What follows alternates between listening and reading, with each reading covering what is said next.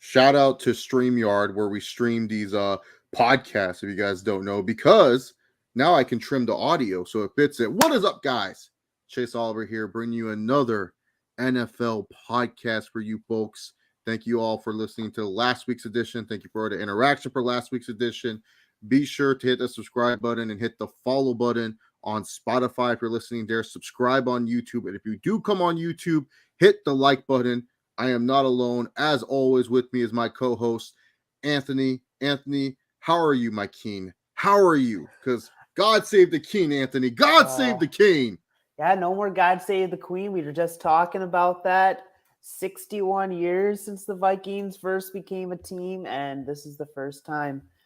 No more God save the queen. That's so sad to hear, but new beginnings. New beginnings indeed. But Anthony, your team had a little bit of a scare. It didn't seem like it would be an easy win for the Minnesota Vikings as they went down to the pond to take on those New Orleans Saints with no Alvin Kamara, by the way. Thank you, Alvin Kamara. I mean, you didn't cost me this week in fantasy, but I was a little scared, like maybe you were, Anthony, as your Minnesota Vikings barely, you were a double dunk away from maybe tying with the New Orleans Saints in Europe. And I just got to ask you, Anthony, what was your thoughts on this London game? First of all, I know you probably watched the London game. Was this the first ever Vikings London game? No, this is their third London game, and they are now 3-0. Oh, wow. They're undefeated in London games? Wow. They are. Who'd you guys play before? Do you know who you guys played before? First one was against the Steelers, and that was technically a home game for the Vikings. Last time was the Browns. That was a real game, and now a real game against the Saints.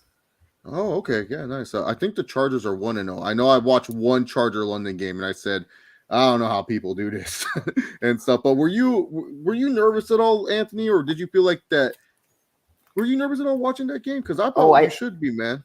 I definitely was. You know, I was watching with one of my friends. We both were jumping up cheering at the end of the game. But as he kicked that, he made a 60-yarder that drive before.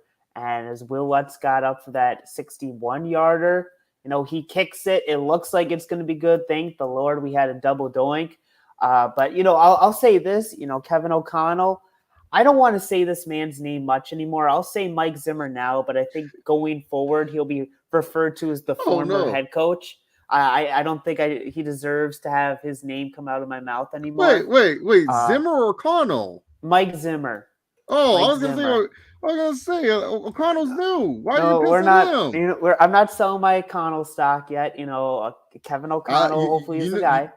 O'Connell, as you know, we both have Brandon, Sean McVay coaches as our as our coaches for our respective teams. Looks like a lot like Brandon Staley out there with the smug little look that he knows what he's doing, Anthony. I don't know. I think I might be out on my O'Connell stock. The play calling was horrible in the red zone. It was horrible. You guys should have blown them out. Like, first of all, the end of the second quarter, y'all were in control. You guys should have scored a touchdown. Instead, you settle for 3. Then a crazy turnover happens where it should have been, all right, this is where we score a touchdown, punch him in the mouth. But instead, another 3 points. And so instead of getting 14 points, you guys only scored 6. Now, granted, yes, we're counting the kicks. So instead of 12, you only got 6. But you get what I'm saying? Like, I was disappointed. Like, Kevin O'Connell, being this offensive wizard, he just did not perform. He did not produce to my liking. Well, genius of the sky, as we hear for one person. Maybe I don't know what we want to call O'Connell, but I was okay with it. Yeah, field goals. We get worried when we see as many field goals as what the Vikings we proved the London's right. We proved the English right. Kicking is the more superior sport. There was a bunch of field goals there. It came down to a field goal. We got to put some respect on the name for the NFC Special Teams Player of the Week, Greg Joseph. All right, let's move on to I'm not respecting no damn kicker while your coach not being able to call a good game. Speaking of teams that are just blowing it, man, the Baltimore Ravens, Anthony, I'm very concerned right now. I'm very concerned. And I'm concerned for my MVP bet that I made on Lamar Jackson right now, because I don't think the Ravens will have the record to help this man. The Ravens were in control. This was like the most control. I felt confident at home against the Buffalo Bills. Everyone's darling in the NFL. Like the Bills are like everyone's little darling. Everyone wants to crown the Bills. Like I almost feel like the Bills are the defending Super Bowl champions. Like the Rams, after that Monday night performance, who are they? I mean, the highlight from the Rams game was Bobby Wagner killing that one fan. Other than that, the Bills feel like the champions. They feel like they're the team to beat. And the Ravens, they were making an exclamation point. They were making that. And then once again, that Ravens defense, they let the team down. Absolutely let the team down. The Buffalo Bills came back. I don't know how they came back and won this game. It was almost pitiful, Anthony. What were your thoughts on the Baltimore Ravens? And is this an issue? Because keep in mind, the last 5 home games, they haven't won. Mm-hmm. Well, I'll say this. It's not like the losses are the bad teams. We're not seeing these losses to, say like the Colts or someone who've not just been performing this year. The Raiders, like it's quality teams that Tua being out kind of is a game changer. We'll see what happens there. Although I like Teddy, but these two teams should be playoff teams, especially in the Bills' case, Super Bowl contenders. But I mean, short term and long term, this is kind of bad for the Ravens because Lamar Jackson's, he hasn't re-signed. Games like these, when you choke these leads, definitely he deserves some blame. But if you're in Lamar Jackson's shoes, it's like, why would I stay here? John Harbaugh, before Lamar Jackson started playing, there were talks of the Ravens potentially letting him go. Then Lamar Jackson kind of saved his job. Maybe John Harbaugh is just not it. And maybe it's time to see a new coach in Baltimore. That might be it. But, at least it's not to bad teams that this is happening to. But I definitely think we need to worry. I think this is a concern. And fortunately, it's early in the season. But, man, if they got to win these next few games to make up for what's happened. Yeah, I agree because, it's just one of those things where it's like 2 defensive lapses, and especially against 2 teams that pretty much are playoff teams, and the Dolphins and the Bills. Like, yeah, I know we're saying it's not against the bad teams, but if you're the Baltimore Ravens, you're coming into this season as with a chip on your shoulder saying, hey, our team was injured last year. Our whole defense was injured last year. We were missing some key players. We were missing Marcus Peters. We were missing the other cornerback, Marlon Humphrey. We were missing all these studs on the defensive side of the ball. We get these guys back, and we're not producing. That's something where I feel like that's a concern there, because that was the Ravens fans' point was like, hey, we were the 1 seed before Lamar went down. Before Lamar went down, the Ravens were the 1 seed last year in the AFC, and they were looking to make it where the road went to Baltimore. And it's sad that they don't have any home field advantage anymore. I mean, that's the one thing about the Ravens, that home field advantage, that's important for them, especially in that DC area. So I do think the Baltimore Ravens, they need to make some changes soon. But Anthony, one of our boys, one of our personal favorites, are going to make some changes soon. Our man TB12, not having a good week, gets blown out on Sunday Night Football. Collinsworth is not happy with his performance. He's kind of concerned for Brady's performance as he's watching the game. He's all like, and Tom, he's not looking like himself. Like, he's just telling us how Tom's just not looking like himself. Turns out him and Giselle, there was rumors that him and Giselle's relationship was on the rocks a little bit. Remember in preseason, Brady disappeared for like a week. Everyone said that, oh no, he just went to go film The Masked Singer. I don't know if he filmed The Masked Singer or not. But I do know that Tom Brady and Giselle, as reports have said, that they are going to divorce court. It seems like the marriage is over. Tom Brady, even in his bio, got rid of football and family and just put football. I don't know what. To me, I feel like Tom Brady made a mistake coming back this season, Anthony. I'm with Collinsworth here when Collinsworth was saying he's not looking like himself, because he's just throwing a bunch of deep balls. He's not in the command of the offense. I feel like he's flat. Something about Brady this season has just felt flat. Like, it hasn't felt like the same Tom Brady. It just kind of feels like he's just there to get away from something. And now with this whole divorce situation, it makes more sense. He just doesn't want to be with Giselle. He doesn't want to be there anymore. I know everyone's going to say, how dare he give up a supermodel hot wife so he can get beat up by the Panthers twice a year. I think Tom Brady, he just loves football too much. I mean, people forget before he accepted this offer to come back, he was going to go to Fox and he was going to be the main announcer instead of Greg Olson. It was going to be Tom Brady and whoever else. I don't know. I haven't watched a main Fox game this year, so I know it's Greg Olson and one other human being, but Tom Brady was supposed to be a commentator. Heck, there was even rumors that Tom Brady was going to go to the Dolphins with Sean Payton and say, cool, he was coming back to do football in some capacity. I just think him and Gisele's relationship, it just wasn't really good. Maybe, in front of the cameras it looked good, but behind the scenes, I think it was rocky. I don't know, Anthony, what is your takes on this Tom Brady situation? It's very interesting. Yeah, he makes the decision to come back. And, at this point, yeah, he's not what he was last year. Last year, I think he could have made a strong case for him to be the MVP. I think he should have been. But, this year, I don't think that's the case. I feel like the way he's playing next year might look pretty bad for him if he plays. But maybe it's just all these off the field problems. I'm sure a marriage falling apart, your mind's off the field a lot dealing with that. And that's probably why he wasn't on Masked Singer, but he was trying to fix that marriage. And I feel bad. I like Tom Brady. But at this point, it's kind of like, unfortunately, it seems like it's too little too late. If whatever he's going to do now, if he does decide to retire, it seems like it's too little too late. So that in mind, like, Tom, play as long as you want at this point. Seems like nothing matters now when it comes to that. But yeah, I thought these two were like the power couple, but not all things are meant to last. I guess this marriage is one of them. The thing with Tom Brady is this is going to be the next few games. I feel like we're going to see vintage Brady. This is going to be pissed off Brady. Everyone's doubting him. And now this news got out, and he knows.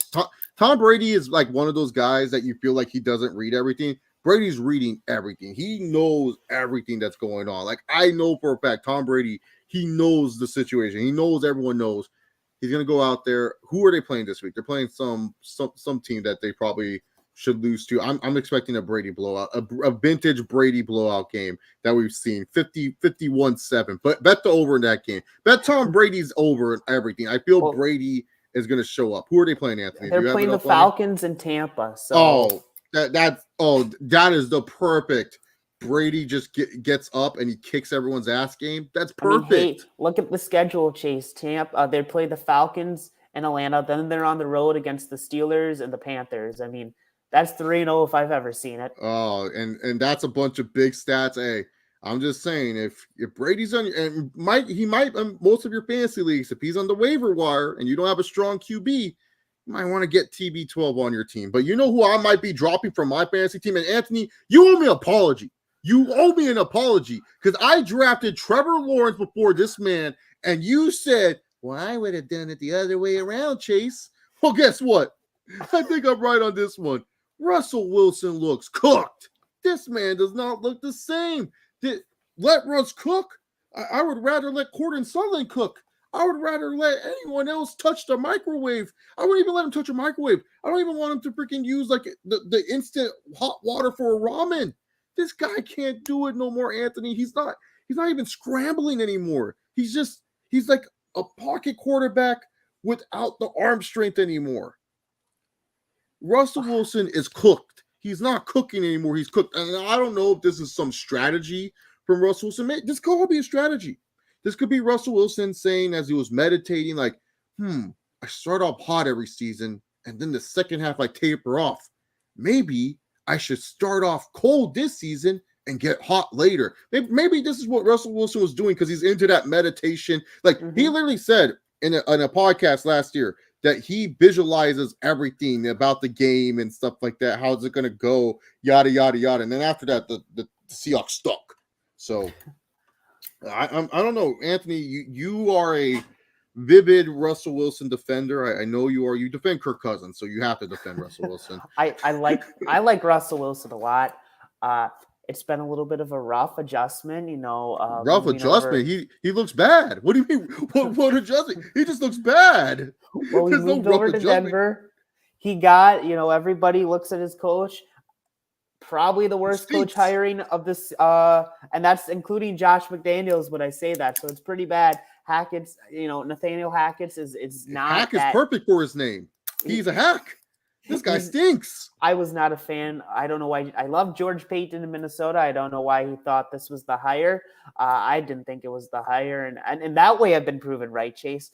I'm not selling my Russell Wilson stock yet. Oh. I think this might be a little bit of a rough... Where's it at in the stock market? Is that like $11 per share right now? Because it has to be the lowest it's ever been. It probably is the lowest it's ever been, just because Russell's had a really good career. But this is a man, besides Tom Brady, I don't know anybody else in the league who takes care of his body as well as he did. I thought he'd be an easy guy to start till 40. He's only going to be 34 by the end of the season. Hopefully a new head coach, probably not, but hopefully. Regardless, though, we'll work out this year. Probably not a playoff year for the Broncos. That's okay. That happens sometimes. But next year, a second year under this guy, or just a second year in Denver, maybe that's what Russell Wilson needs. Rough year one. I'm hoping a better year two. That 5-year contract just not looking good now. And really, to be honest, because at first I was like, oh, well, the Seahawks traded him because they just couldn't afford him. And it was like, and here's the thing. I was a fan of the move. I did not think Russell Wilson looked bad last year in Seattle. I felt Seattle was just a young team and they were both on different trajectories. I said, you know what? It's good for both parties involved. Let's separate. The Broncos get what they need in a franchise quarterback, and the Seahawks, they got draft capital to rebuild. But the thing was, I really thought Russell Wilson would still be, what he was in Seattle. Maybe lose his mobility by year 3, year 4. He looks like year 3, year 4 in this 5-year contract. And this is not an easy contract that they can just cut. Like, Russell Wilson's going to be stuck under this deal. He's going to be stuck under this deal for 5 years, and they're not going to be able to see the return on the investment because I don't know who's going to take him for what they paid for him. That's the issue with this. So when I look at this contract, Anthony, it's absolutely horrendous. It's horrible. Russell Wilson's cooked, and I know he's gonna do this flash in the pan. He's gonna fool us. He's gonna fool us all. But it's fool's gold, Anthony. Don't believe everything you see. What is up, degenerate showing on? By the way, if you guys are listening to this on Spotify, we do this live on YouTube. So if you have something in the chat football related, you guys can come in and join us and ask us any football questions as we go on the show and stuff. But I don't think Degenerate Sharingan, my good buddy, watches a lot of football. But you can now learn about some disappointing teams, Anthony. I mean, I'm sure we can throw the Broncos on this list, but let's be nice. We've been mean to the Broncos.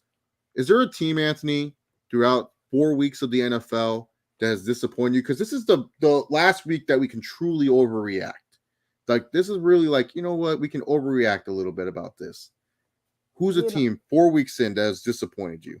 I like hearing that because, I look at the first quarter of the season, 3-1 for my Vikings. I'm like, that I feel good about that. 1-2-1 for Frank Reich's Indianapolis Colts. I don't feel good about that. I was not a big fan. Not a fan at all. I was not a fan of them trading for Matt Ryan.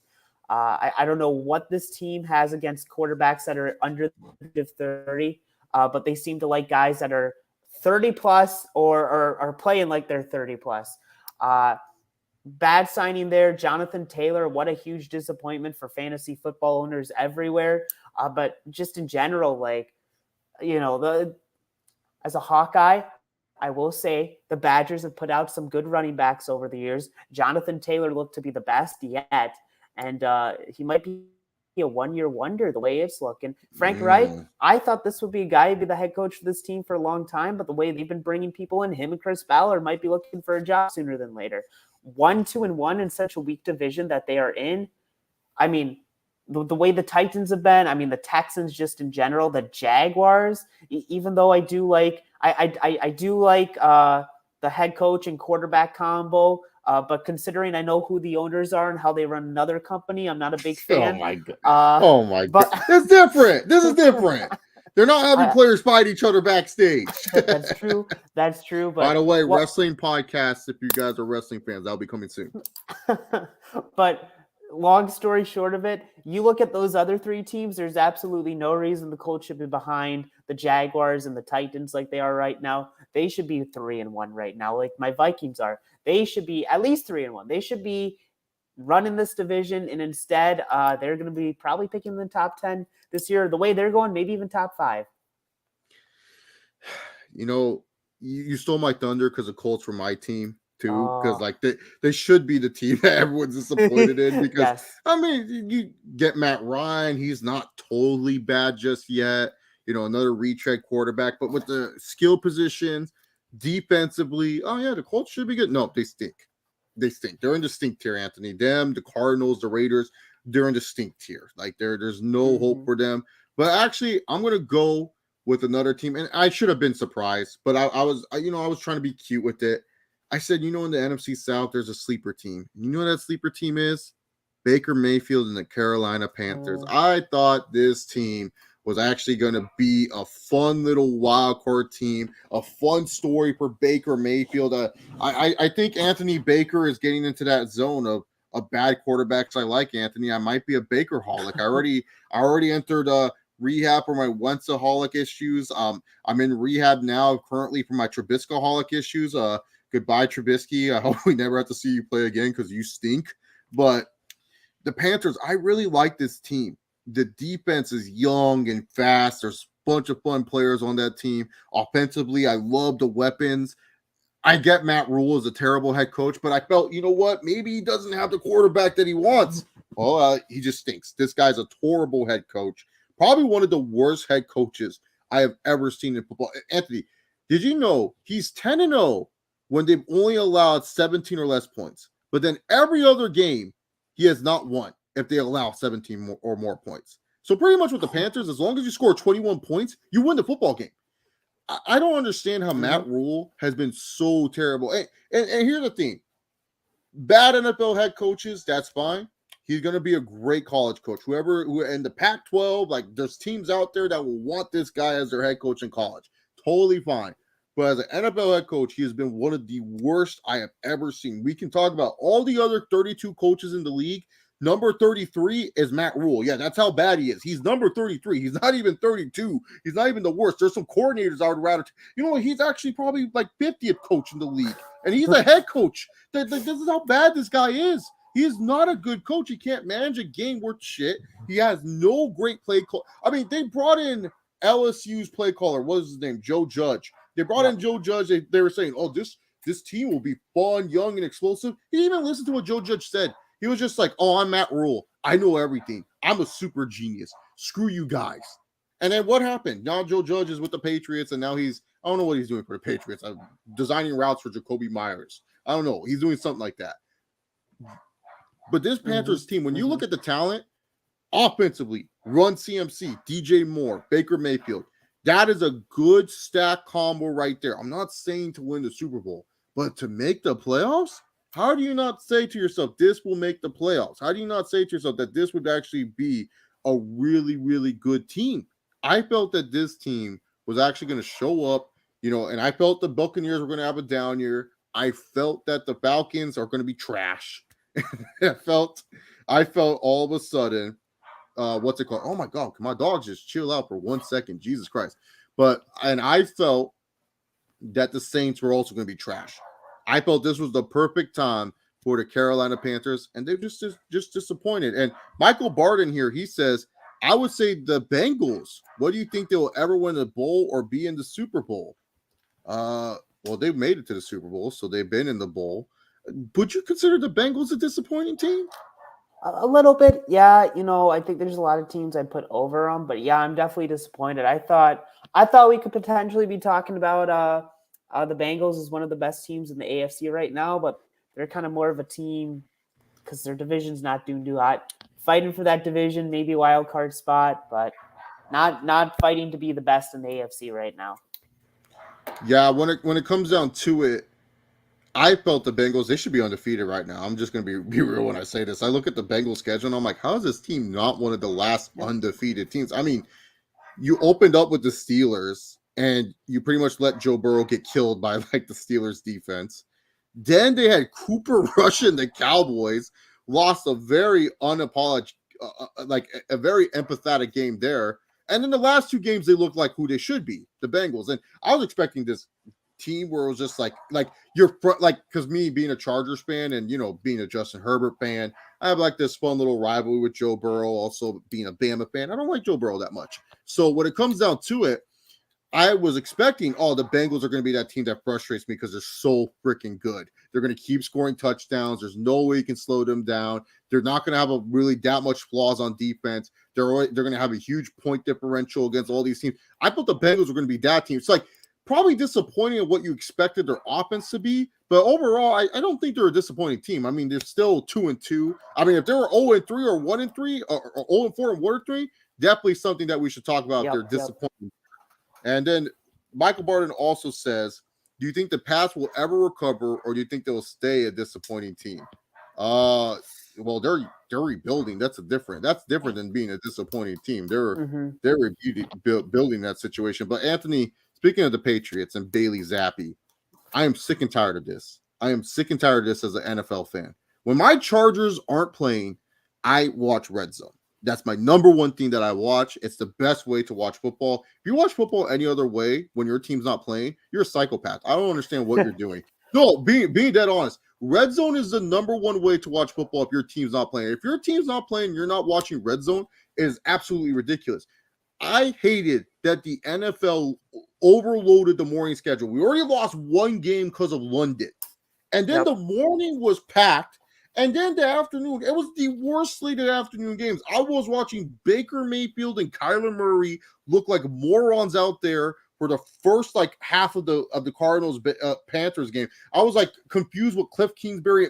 Both Cliff and Matt Rule were trying to figure out who was going to get fired first. That's what they were playing for. They were playing I don't know what was going on. I was like, what am I watching here with these two? The Packers keeping it close with the Patriots. They were letting Bailey Zappi throw the ball like he was Ben. He was wearing number 4 for Brett Favre. I thought I was watching Brett Favre out there throwing the football with Bailey Zappi, and then the Raiders and the Broncos just looking lethargic. We're both lethargic looking teams. Having some moments it was just frustrating to watch. And that was going on for Red Zone. Normally, Red Zone's great. You just sit there. You're like, oh, my God, I'm watching a team drive. All of a sudden, here's an update. Ross St. Brown goes for an 80-yard touchdown. You're like, oh, my God, that's crazy. And here he goes, a pick 6 by the Colts. And you're just like, oh, my God, this is crazy. I love Red Zone. And instead, I was watching Bailey Zappi, Kyler Murray, and all these. It was frustrating. NFL, you got to fix the schedule issue, man, because it does not help when you have these afternoon games. Anthony, am I just complaining as a Pacific Coast person, or do you feel like the NFL shouldn't load up these early mornings? Yeah, I mean, you really talk of those 3 games, what was the best game? The Packers and the third-string Patriots? This should have been good. This should have been the vintage Aaron Rodgers kills everyone game, and we should be talking week 4 saying, hey, Anthony, we were wrong about Rodgers. And no, he was going head-to-head with Bailey Zappi. At home. Yeah. That's the thing. They almost lost to a third stringer at home. Not only just a third stringer, a guy. Bailey Zappi. Yeah, he'd never. That was his first NFL snaps. You hear the name Bailey Zappi. That should not be a quarterback that succeeds in the NFL. We have a good friend named Justin who says this. There's certain names. You hear the name and you say, that guy's going to stink. I hear Bailey Zappi, and I think this guy should be terrible. Why is this guy competing with Aaron Rodgers? He looked like Mac Jones. You could have tricked me and said, oh, this was Mac Jones under center. Yeah, it's pretty crazy when that noon game, for me, noon game Central Time, noon game between the Ravens and the Bills is kind of like the main event till Sunday Night Football, because those middle games were not it. Not it whatsoever. If you guys have any other NFL things you want to ask, go ahead and just leave them in the comments. We'll stay on for a few minutes. But Anthony, what does your Vikings have coming up this week? Are you excited? Excited, yes. We are playing, or the Vikings are playing the Chicago Bears. That should be an easy win. I saw a stat where Cooper Kupp's had more receptions than Justin Fields had completions through 4 games. The Vikings defense hasn't been great this year, but man, if that's what they're doing in their passing game, and it's a home game for the Vikings, I'm feeling pretty good about this week. Probably the best I've felt so far this season. I'm feeling pretty good. And your Chargers, what about them, Chase? Well, we got the Cleveland Browns. They always play us tough. Last year we had a great epic shootout with the Cleveland Browns. I hope Kevin Harlan's on the game because Kevin Harlan does a great job calling it. Like, I'm a CBS guy. You probably know all the Fox guys better. I'm more of a CBS guy. I think the only Fox guy I like is Charles Davis, but I don't even know if he's a Fox guy anymore. But CBS, if I hear Ian Eagle, if I hear Kevin Harlan, if I hear Jim Nantz as the play-by-play, I feel good because I know it's going to be a good game for the Chargers. If I hear anyone else, we got the lowest team for Chargers and Texans. I don't even know who these people were. I was like, who are these two? Like it was a woman and some other guy. I didn't even know who. I didn't even catch their names. I don't even remember their names. They did fine, but I just didn't feel right. Like I'm used to hearing Kevin Harlan going, and there goes Austin Eckler down the sideline. No one will touch him. Touchdown, Chargers. Or Ian Eagle just freaking out as Mike Williams makes a big catch, and Jim Nantz asking in Tony Romo. Like I'm used to that. I'm not used to these like D team announcers, but yeah, man. I'm nervous for these Browns, man, because it's like I get they don't have a really good quarterback, and we have a really good quarterback, but man, Nick Chubb is looking like a non-QB MVP candidate right there. Well, and Chase, correct me if I'm wrong, but the history between your Browns and your Browns and the Browns and Chargers. There we go. The Browns and Chargers. Your Chargers are the one behind the 1-31 that the Browns went between two seasons. Yeah, no, I remember that. That was Christmas fucking Eve. I was actually hanging out with my friends at a Mexican restaurant called Cisco's that I frequent often to, and I knew it. This is the thing, and also too, we tend to struggle when we play in Cleveland. So it's actually, if you like look at our trends in the history of both of our teams, if they come to LA, we do really good. When we go to Cleveland, we do really bad. Mm-hmm. And I've just honestly been more annoyed with the second half play calling because like the first half against the Jaguars, we put up 27 points. We only put up 7 points after that, which is absolutely ridiculous. We should not put 27 points up in the first half and only have 7 points for the rest of the game against the Texans. That's the frustrating thing with the Chargers right now is the first half we look phenomenal. And then the second half, we just don't match that same output of scoring. I think we've only scored only 20 something odd points in the second half of the games, but our first half scoring is really good. So, I mean, Herbert's leads the league in passing yards, which is nice to see. Yes. By the way, I know you might be worried because you see the Bears defensive stats. Anthony, those are the most fool's gold defensive stats I've ever seen in my life. Everyone, look, I know there's going to be Bears fans, people like, oh, well, this might be challenging for the Vikings. Bears cornerback, who have they played? They haven't played any good quarterbacks. They're still writing off those terrible stats that Trey Lance was throwing to them. So, but yeah, it's a concerning one for the Chargers. I hope we win though, because I would love to go into 3-2. And just be at least like a comfortable second place in the AFC. Well, because we have like a very favorable schedule. Like we have them, and I believe after the Browns, we got the Seahawks and then the Broncos. So, or it's the other way around, Broncos and Seahawks. So, yeah. So, and I mean, when you talk about your Bears, I mean they're not playing quarterbacks like Trey Lance or Daniel Jones. They're playing Kirk Cousins, which. They haven't faced a quarterback like this so far this season. Yeah, that's the best quarterback they're facing. Yeah, for 100. No, like besides Rodgers, that's the best quarterback they're facing. And stuff. So it's like, true. So like, yeah, they haven't faced anyone. Michael Barden goes ahead and asks, "Do you think it's still possible for Lamar to win a Super Bowl? And what do you think the best for Lamar to get traded to?" Yeah, it's possible for Lamar to win Super Bowl. He's one of the top 10 quarterbacks in the league. I feel like if you're a top 10 quarterback in this league, you can win a Super Bowl. Who could he get traded to? He doesn't really have a say who he gets traded to. It's whoever Baltimore wants to trade him to. Honestly, if you're Kyle Shanahan, you would trade the farm to get Lamar Jackson. That's like the perfect QB for that system he likes to run. Can't really afford it. Yeah, I can't really afford it. I'd say an NFC team. To narrow it down a little bit, maybe the Bears. They definitely have the cap space to do it. Oh yeah.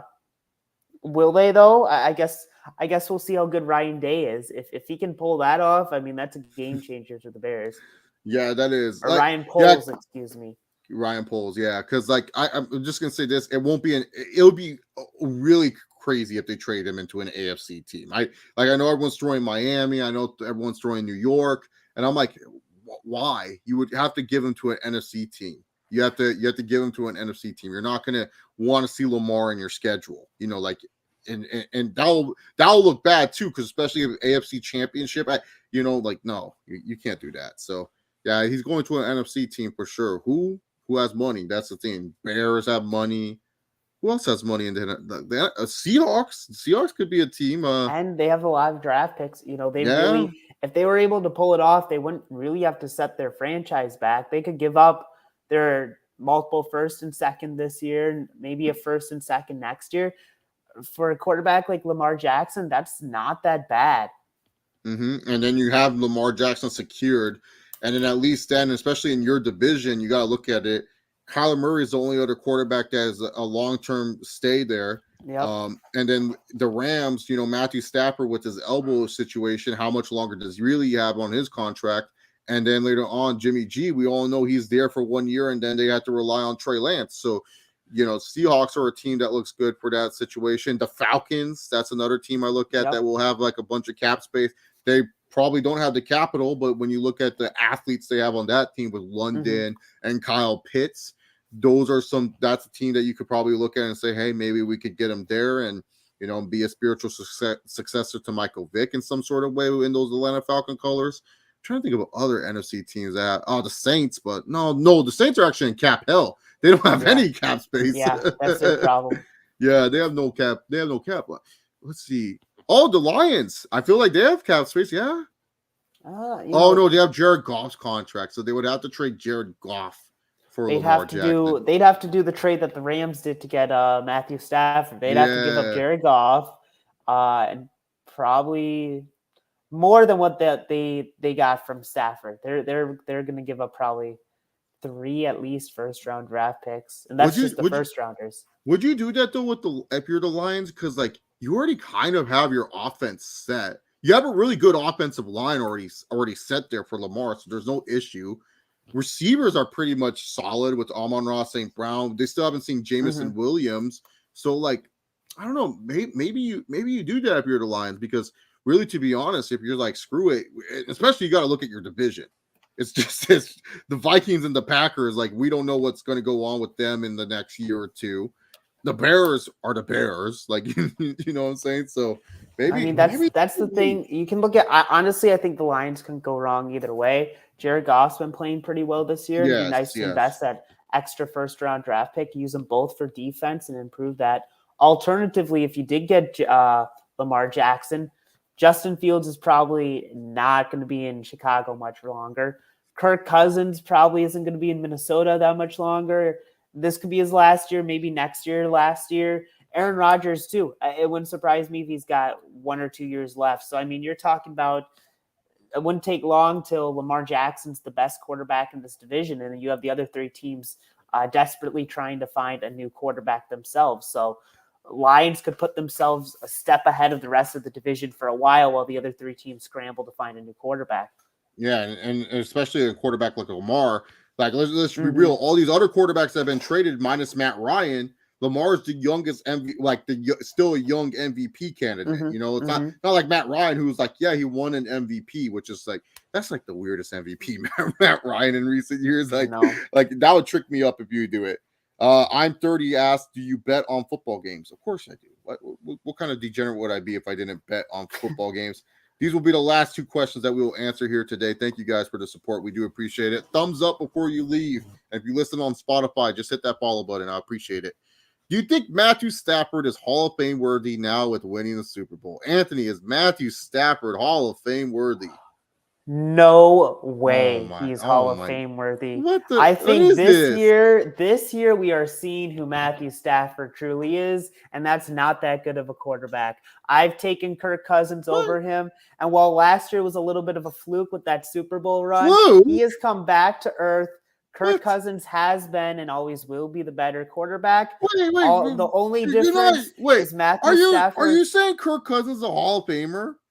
I'm not saying that. I'm saying he's a better quarterback. I'm saying Matthew Stafford got to go to a super team, got to go to the best head coach in the league, got a Super Bowl out of it. I believe Kirk Cousins in those shoes would have done the same thing. But, difference is we're seeing who Matthew Stafford is this year. And he's just not that good.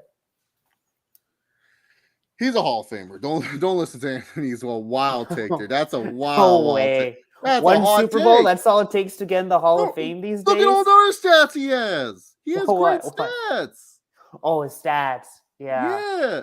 How about so? It took till he was with the. It took till what year? I don't even know what year. Well past year 10 for him to finally win a playoff game. But his achievements are just good enough alone. Like the Super Bowl, hell, I'm not saying he's first ballot, but he's going to get into the Hall of Fame. I don't think he should get in the Hall of Fame at all. Yeah, he's going to be in the Hall of Fame. Like honestly, literally, he's playing with 2 Hall of Fame wide receivers, and he made them Calvin Johnson and Cooper Kupp. Those are 2 Hall of Fame wide receivers. I think I wouldn't put this man in the Hall of Fame, but I think you can make a stronger case that Donovan McNabb should be a Hall of Famer than Matthew Stafford. Yeah, McNabb, Rivers, like they're Hall of Famers. Well, yeah, Rivers for sure. McNabb, I'm not as okay. How is Rivers, who is kind of similar to Matthew Stafford, how is he not? Stafford has the Super Bowl to make up for the stats that he won't have like that Rivers has. Well, Rivers had a very long, healthy career. He played at the top level for a pretty long time, and I like Rivers a lot more than I like Stafford.